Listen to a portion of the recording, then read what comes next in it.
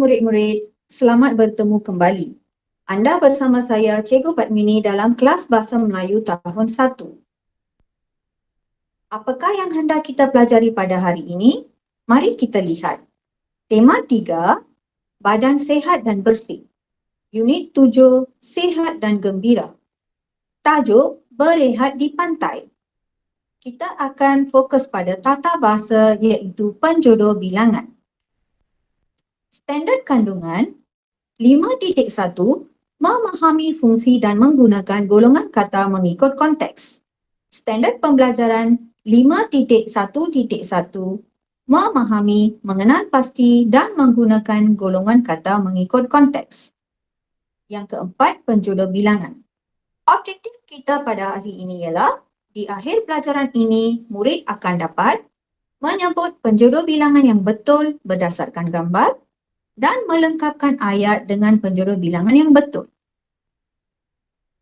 Kriteria kejayaan. Yang pertama, murid dapat menyebut 3 daripada 4 penjodoh bilangan yang betul berdasarkan gambar. Yang kedua, murid dapat menyatakan contoh berdasarkan penjodoh bilangan yang dipelajari. Yang ketiga, murid dapat melengkapkan 3 daripada 4 ayat dengan penjodoh bilangan yang betul. Baiklah murid-murid, mari kita lihat gambar yang dipaparkan pada skrin. Boleh tak murid-murid menamakan tempat ini? Ya, ini adalah kawasan pantai. Kita boleh membuat pelbagai aktiviti di kawasan pantai seperti berenang, bermain permainan pasir, bermain bola, berehat dan sebagainya. Memang seronok jika kita dapat peluang untuk pergi ke kawasan pantai. Baiklah murid-murid, tajuk kita pada hari ini adalah berehat di pantai. Penjodoh bilangan, berehat di pantai.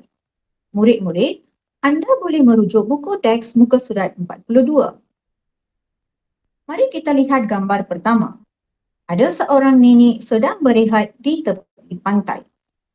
Puan Ong duduk di atas sebuah kerusi sandal. Buah di sini menunjukkan salah satu penjodoh bilangan. Gambar kedua, kita dapat melihat seorang datuk sedang berjalan-jalan di tepi pantai. Datuk bersiar-siar di pantai menggunakan sebatang tongkat. Batang di sini menunjukkan penjodoh bilangan yang kedua. Yang ketiga, kita dapat melihat 2 orang kanak-kanak sedang bermain bola. Kakak membaling sebiji bola kepada adik. Biji di sini menunjukkan penjodoh bilangan yang seterusnya. Yang keempat, Sin Ling mengelap peluh dengan menggunakan sehelai sapu tangan.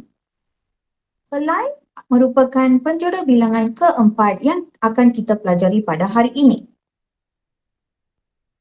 Baiklah murid-murid, kita akan meneliti penjodoh bilangan satu persatu supaya anda lebih faham. Apakah itu penjodoh bilangan? Ya, penjodoh bilangan ialah kata yang digunakan bagi menyatakan bilangan sesuatu benda, tumbuhan, haiwan dan juga manusia. Kita akan fokus pada 4 penjodoh bilangan ini. Buah, biji, batang dan juga helai.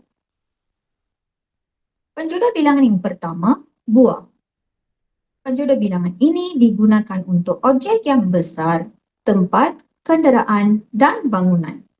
Sebagai contohnya, sebuah bangunan, sebuah kereta, sebuah sofa, 4 buah buku. Penjodoh bilangan ini bukan saja menunjukkan satu bilangan saja tetapi ia boleh melebihi dari 1. Seterusnya, penjodoh bilangan kedua, batang. Ia digunakan untuk objek yang lurus, panjang dan keras. Sebagai contoh, sebatang pensel warna, sebatang pen, sebatang sudu, dan sebatang tongkat. Penjodoh bilangan seterusnya ialah biji. Ia digunakan untuk objek yang bulat atau seakan-akan bulat dan kecil. Sebagai contohnya, sebiji apel, sebiji cili, 3 biji ceri, dan 2 biji dadu. Ini adalah contoh penjodoh bilangan untuk biji. Seterusnya adalah helai. Penjodoh bilangan ini digunakan untuk objek yang nipis atau halus. Sebagai contoh, sehelai baju, sehelai daun, sehelai sapu tangan, dan sehelai kertas. Yang ini pula adalah penjodoh bilangan ekor. Penjodoh bilangan ini digunakan untuk haiwan atau serangga yang berekor. Contohnya, seekor ayam, seekor rusa, seekor ikan, seekor semut. Baiklah murid-murid, cikgu harap penjelasan itu dapat membantu anda untuk membuat latihan berikut. Anda boleh merujuk buku aktiviti muka surat 43. Aktiviti 5, cari penjodoh bilangan, kemudian lengkapkan ayat. Murid-murid, anda boleh mewarna ataupun membulatkan penjodoh bilangan yang dapat dicari pada buku aktiviti anda. Anda boleh melihat contoh yang diberi di sini. Buah, batang, ekor, biji dan juga helai. Sekarang, marilah kita sama-sama melengkapkan ayat.